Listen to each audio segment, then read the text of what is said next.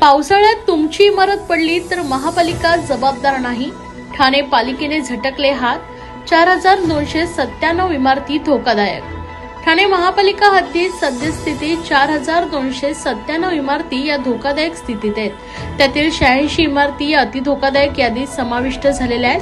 त्यातील 26 इमारतींवर कारवाई केल्याचं पालिकेनं सांगितलंय. परंतु उर्वरित इमारती आजही कायम आहेत. येत्या महिनाभरात पावसाला सुरुवात होणार आहे. त्या कालावधीत या इमारती पडून दुर्घटना घडली तर त्यासाठी महापालिका जबाबदार राहणार नाही असं पालिकेनं जाहीर करून टाकलंय. आपले हात झटकून मोकळी झाले. ठाण्यात अनेक इमारती या 30 वर्ष जुन्या असून पुनर्विकासाच्या प्रतीक्षेत आहेत. त्यामुळे यातील काही इमारती या जीर्ण झाल्या. त्यात पावसाळ्यात इमारती कोसळून जीवितहानी होते. याची दखल घेत ठाणे महापालिका पावसाळ्यापूर्वी धोकादायक इमारतींच्या सर्वेक्षणाची जबाबदारी पूर्ण करून यादी प्रसिद्ध करत असते. त्यानुसार यंदाही अशा प्रकारचं सर्वेक्षण करण्यात आलंय. त्यानुसार पालिका हद्दीत 4297 इमारती या धोकादायक असल्याचं पालिकेनं जाहीर केलंय. अति धोकादायक इमारत आढळल्यास तेथील रहिवाशांचे अन्यत्र पुनर्वसन करून बांधकाम भुईसपाटही केले जाते. पावसाळ्यात इमारत पडून दुर्घटना घडल्यास त्यास पालिका जबाबदार असणार नाही असंही म्हटलंय. धोकादायक इमारतीचे C1, C2A, C2B आणि C3 अशा 4 टप्प्यात वर्गीकरण केले जाते. C1 म्हणजे राहण्यास अयोग्याने तत्काळ पाडावी लागणारी अतिधोकादायक इमारती. C2A म्हणजे इमारत रिकामी करून संरचनात्मक दुरुस्ती करणे. C2B म्हणजे इमारत रिकामी न करता त्यांची संरचनात्मक दुरुस्ती करणे आणि C3 म्हणजे इमारतीची किरकोळ दुरुस्ती करणे असे निर्देश आहेत. ठाणे पालिका क्षेत्रात 86 इमारती अतिधोकादायक आहेत. त्यापैकी सर्वाधिक 52 इमारती या एकट्या नौपाडा प्रभाग समितीत आहेत. तर C2A या प्रकाराच्या 26 इमारतींचा समावेश आहे. ज्या अतिधोकादायक इमारती आहेत त्या रिकामे करण्याची कारवाई प्रस्तावित केली असून 86 पैकी 26 इमारतींवर कारवाई केल्याची माहिती पालिकेनं दिली आहे. ठाणे पालिकेतील बहुतांश विभागातील अधिकारी कर्मचारी लोकसभा निवडणुकांच्या कामांमध्ये व्यस्त आहेत.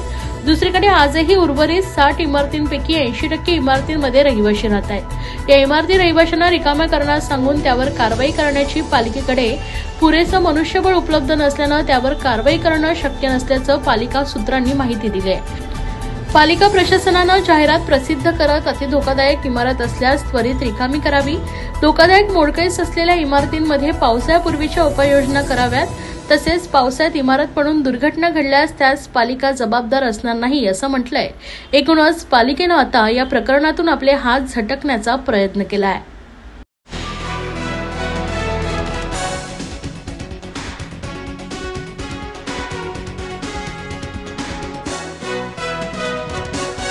ठाणे लोकसभा मतदारसंघ हा भीमशक्ती शिवशक्तीचा गड. नरेश म्हस्के प्रचंड मतांनी विजयी होणार. केंद्रीय मंत्री रामदास आठवले यांना विश्वास. ठाणे लोकसभा मतदारसंघ हा भीमशक्ती शिवशक्तीचा गड आहे. भारतरत्न डॉक्टर बाबासाहेब आंबेडकर, बाळासाहेब ठाकरे, आनंद दिघे यांना मानणारा सगळा समाज नरेश म्हस्के यांच्या पाठीशी उभा राहणार आहे. 20 तारखेला धनुष्यबाणाचं बटन दाबून मतदार नरेश म्हस्के यांना प्रचंड मतांनी विजयी करतील असा विश्वास केंद्रीय मंत्री रामदास आठवले यांनी व्यक्त केला आहे. ठाणे लोकसभा महायुतीचे शिवसेनेचे उमेदवार नरेश म्हस्के यांच्या निवडणूक प्रचारार्थ कोपरी पाचपाकडी विधानसभा क्षेत्रात गुरुवारी सायंकाळी प्रचार फेरी काढण्यात आली. त्यानंतर प्रसिद्धी माध्यमांशी बोलताना रामदास आठवले यांनी वरील प्रतिक्रिया केली. प्रचार फेरी दरम्यान मुख्यमंत्री एकनाथ शिंदे, आमदार प्रताप सरनाईक, माजी खासदार डॉक्टर संजीव नाईक, माजी आमदार रवींद्र फाटक, भाजपाचे ठाणे जिल्हा अध्यक्ष संजय वागुले, माजी खासदार व राष्ट्रवादी काँग्रेसचे ठाणे शहर अध्यक्ष आनंद परांजपे आणि शिवसेना, भाजपा, राष्ट्रवादी काँग्रेस, मनसे, रिपाई व मित्रपक्षांच्या महायुतीचे कार्यकर्ते मोठ्या संख्येने उपस्थित होते. जय भीम आहे आमच्या गाठीशी, मग आम्ही का उभे राहणार नाही नरेश म्हस्के यांच्या पाठीशी, अशी मिश्किल टिप्पणी करत रामदास आठवले म्हणाले की धनुष्यबाण हे चिन्ह आता एकनाथ शिंदे यांच्या सोबत आहे. खरी शिवसेना ही एकनाथ शिंदे यांच्याकडे आहे. मुख्यमंत्र्यांसमवेत आमची 3 तास रॅली निघाली. अनेक वस्त्यांमधून नागरिकांचा उत्स्फूर्त असा प्रतिसाद होता. मला पूर्णपणे खात्री आहे की ठाणे हा शिवसेनेचा बालेकिल्ला आहे. त्यामुळे ठाण्याचा मतदार नरेश म्हस्के यांना मतदान करेल. संविधान बदलण्याच्या विरोधात विरोधकांच्या मुद्द्याचा रामदास आठवले यांनी चांगलाच यावेळी समाचार घेतलाय। यावेळी त्यांनी माध्यमांशी संवाद साधलाय, पाहूयात। आज ठाणे लोकसभा मतदारसंघ जो आहे हा तसा भीमशक्तीचा गड आहे आणि या ठिकाणी माननीय एकनाथ शिंदे यांचे जे उमेदवार आहेत नरेश म्हस्के यांना महायुतीचं तिकीट मिळालेलं आहे आणि धनुष्यबाण जे आहे बाळासाहेब ठाकरेंच्या पासून जे धनुष्यबाण शिवसेनेला मिळालं ते धनुष्यबाण आता एकनाथ शिंदेच्या सोबत आहे। त्यामुळं या ठिकाणी नरेश म्हस्के यांना जे शिवसेनेला मानणारे लोक आहेत, बाळासाहेबांना मानणारे लोक आहेत, आनंदीला मानणारे जे लोक आहेत, बाबासाहेब आंबेडकरांना मानणारा जो आमचा समाज आहे हा सगळा समाज नरेश म्हस्के यांच्या पाठीशी उभा राहणार आहे आणि जय भीम आहे आमच्या गाठीशी, मग आम्ही का राहणार नाही नरेश म्हस्के यांच्या पाठीशी। त्यामुळे नरेश म्हस्के यांच्या पाठीशी आमची सगळी भीमशक्ती उभी राहणार आहे आणि आज मुख्यमंत्र्यांच्या सोबत जवळजवळ 3 तास आमची जी रॅली ती निघाली आणि अनेक वस्त्यांमध्ये उत्स्फूर्त अशा पद्धतीचा प्रतिसाद लोकांचा होता। त्यामुळे मला पूर्णपणे खात्री आहे की ठाणे हे जे आहे हे शिवसेनेचा पालिकेला राहिलेला आहे आणि खरी शिवसेना जी आहे तिथं ते एकनाथ शिंदे यांच्याकडे आहे आणि त्यामुळं ठाण्याचा जो मतदार आहे तो नरेश म्हस्के यांना मतदान करेल आणि 20 तारखेला धनुष्यबाणाचं बटन दाबून नरेश म्हस्के यांना प्रचंड मतांनी विजय करेल असं मला पूर्णपणे विश्वास आहे। शरद पवार म्हणतात की प्रादेशिक पक्ष जे आहेत ते काँग्रेसमध्ये विलीन होणार आहेत। मला असं वाटतं की शरद पवार आणि त्यांचा राष्ट्रवादी काँग्रेस पक्ष यापूर्वीच काँग्रेसमध्ये विलीन करायला हवा होता, तसं ते काँग्रेसमधूनच बाहेर पडलेले आहे आणि मी ज्यावेळेला त्यांच्यासोबत होतो त्यावेळेला मी त्यांना सल्ला दिलेला होता की आपण आपला जो पक्ष आहे आपला पक्ष हा आपण काँग्रेसमध्ये विलीन करायला हवा।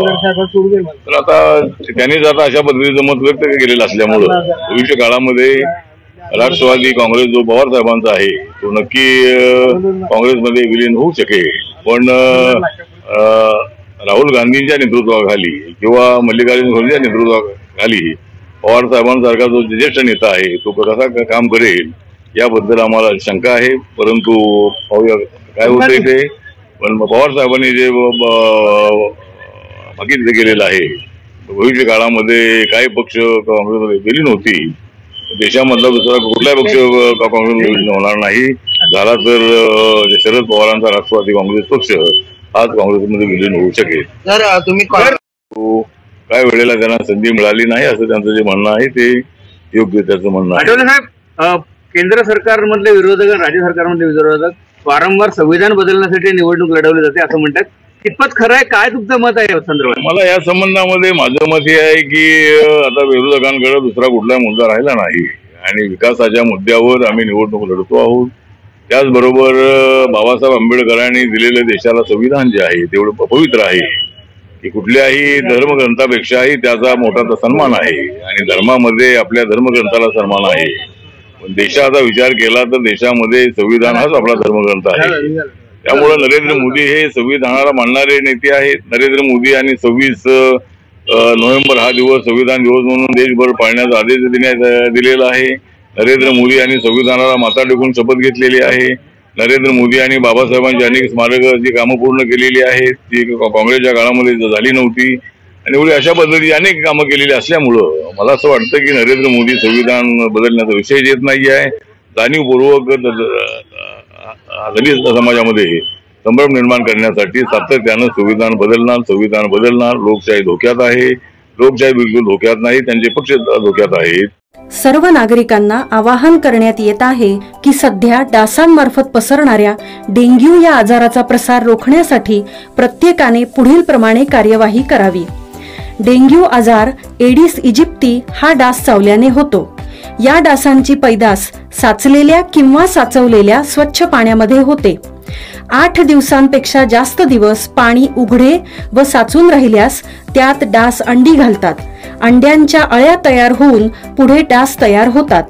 यासाठी आपल्या घरातील पाणी साठे उदाहरणार्थ बॅरल्स, पिंपे, टाक्या, हौद, रांजणे इत्यादी दर आठवड्याला रिकामे करून घासून पुसून कोरडे करून पुन्हा भरावे। 1 दिवस कोरडा दिवस म्हणून पाळावा। पाणी साठ्यांना घट्ट झाकणे बसवावीत किंवा जुनी साडी, चादर, धोतर यांनी बांधून झाकून ठेवावीत, म्हणजे डास त्यात जाऊन अंडी घालणार नाहीत। घराच्या गच्चीवर आजूबाजूला अंगणात कोठेही पाणी साचू देऊ नये. भंगार सामान उघड्यावर टाकू नये. उदाहरणार्थ टायर्स, प्लास्टिक सामान, कुंड्या, टाकाऊ वस्तू इत्यादी. अशा सामानात पावसाचे पाणी साठून त्यात डेंग्यूच्या डासांची पैदास होते.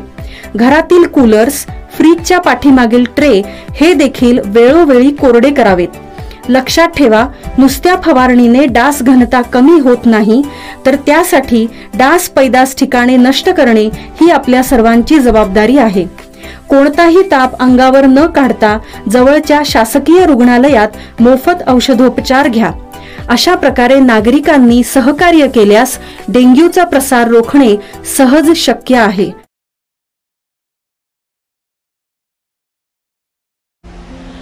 महापालिका, पोलीस आणि महावितरण यांचा एकत्रित नियंत्रण कक्ष 1 जून पासून कार्यान्वित होणार. महापालिका आयुक्त सौरभ राव यांचे निर्देश.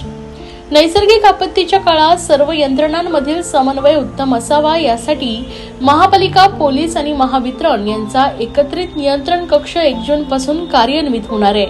कोणत्याही प्रकारच्या आपत्तीमध्ये यंत्रणांनी अतिजलद प्रतिसाद द्यावा, त्यावरच त्यांच्या कार्यक्षमतेचं मूल्यांकन होईल, असं प्रतिपादन ठाणे महापालिका आयुक्त सौरभ राव यांनी सर्व यंत्रणांच्या मान्सूनपूर्व आढावा बैठकीत केला आहे. ठाणे महापालिका क्षेत्रात कार्यरत असलेल्या सर्व यंत्रणांच्या समन्वयाचा आढावा घेण्यासाठी तसेच समस्यांवर मार्ग काढण्यासाठी मान्सूनपूर्व आढावा बैठकीचं आयोजन गुरुवारी सायंकाळी नागरी संशोधन केंद्र माजिवडा येथे करण्यात आले होते.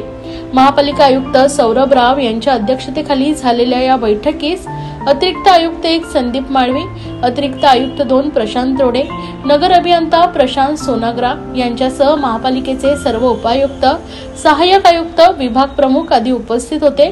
त्याचबरोबर जिल्हाधिकारी, पोलीस आयुक्त, प्रादेशिक परिवहन विभाग, तहसीलदार, शासकीय रुग्णालय, मध्य रेल्वे, हवाई दल, जिल्हा आपत्ती व्यवस्थापन अधिकारी, Mahavitaran, Torrent Power, MIDC, MMRDA, ST महामंडळ, ठाणे मनपा परिवहन सेवा, Mahanagar gas, Aniruddha Academy of Disaster Management, Lions Club, Jamaat-e Islami Hind, Indian red cross यांचे प्रतिनिधी या बैठकीस उपस्थित होते.